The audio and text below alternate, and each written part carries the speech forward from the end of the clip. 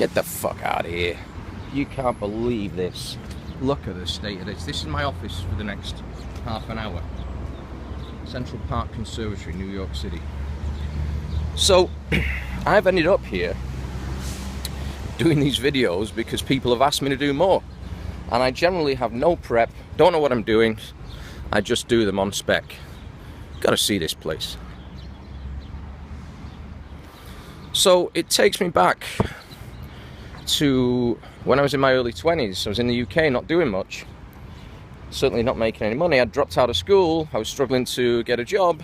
And a friend of mine at the time who I'd worked with called me from Canada. He'd been there three months and told me the streets are paved with gold. I got there within 48 hours. It turns out the streets were paved with shit. Well, the ones I walked on anyway. He wanted me basically to work as a labourer for him. I lasted a day. I had to find something else to do. I got a couple of newspapers, applied for some ads, some jobs, borrowed a car that had no reverse gear, which I found out after I'd parked it. And the last interview I went out, I got 2 interviews, but they weren't great. Just got to check this camera's not turned off. No, we're good. Went for a couple of interviews. The last one, I walked into a room. Got ushered into an office. There's a guy about 16 years old sat behind a desk. Looks like a kid. He looked like 16 years old, like a kid in an ill-fitting prom suit.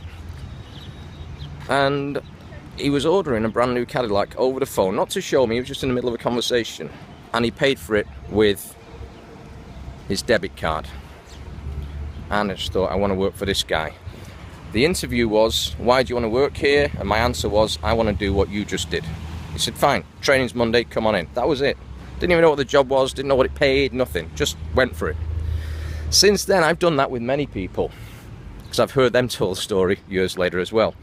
So, the job was knocking on doors, that's irrelevant. It was a commission-only thing, it was a week's training. I couldn't afford the bus fare, I was walking 2 hours to get there. And I was basically starving.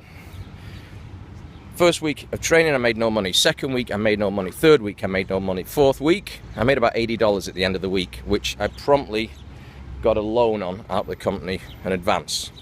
But in that first week, I figured out I could, if I went in earlier, if I was in there before everyone else, one of the guys that ran it, Pearson McDonald, who passed away, one of my mentors, one of my first mentors, would go for breakfast and offer to take me. So I thought I was being clever by getting in there before everyone else and getting a free breakfast. The reality was, Pearson McDonald was mentoring me without me realising it. I stuck it out. They were going to fire me, I found out later, but they stuck with me. And long story short, 3 months later, my manager didn't show up, so I ended up training someone. The guy broke through the next day, took someone else out, and I was just doing it, I was having fun.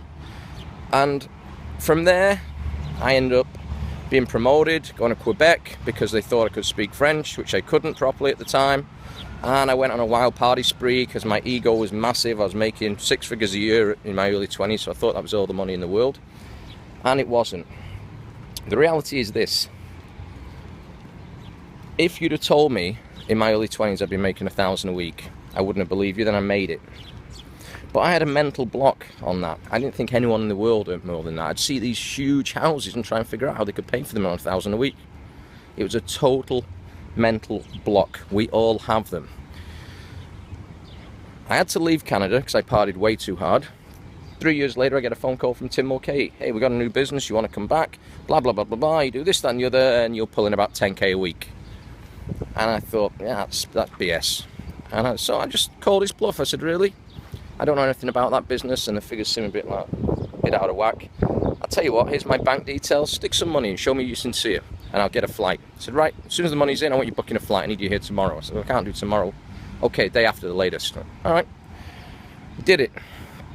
First week went there, new business, made $20, didn't care. Next week, did a bit better, trained some people. The 8th week, I made $28,739. I'll say that again. The 8th week was $28,739. This is not me showing off. The point of this is, I'd made it by accident. I never looked at the numbers, it just happened. It just happened. I just kept doing my thing, mentoring other people, they started mentoring people. And it just happened. In reality, that's probably the best week I had in my life, because at that point I started taking my foot off the gas, thinking I'd made it, and you know what? You haven't. And you know, I'm still making well over 20,000 a week, but I could have done better. But the reality is this: now, today, yesterday, every day, tomorrow, people are not happy where they are, sick and tired of being sick and tired. Only 10% of them do anything about it. 10% think everything I say is total bullshit, which is fine. I understand that, because they weren't there, they didn't see it, and they've not worked with me. That's fine, I don't want to work with them anyway. 80% are thinking about changing their lives. 10% say, yep, I'm in, do it. So one of the things I say to people is, what if I told you we've got people in the team that in their first month working with us pull in $7,500 after spending $154 on training, and they get hooked up with connections all over the place and the best mentors in the world? What would you say to that? I'm going to leave you with that thought. Guys, it's too beautiful for me to be stood around walking in the same spot. I'm going for a walk in the park. There's a US game.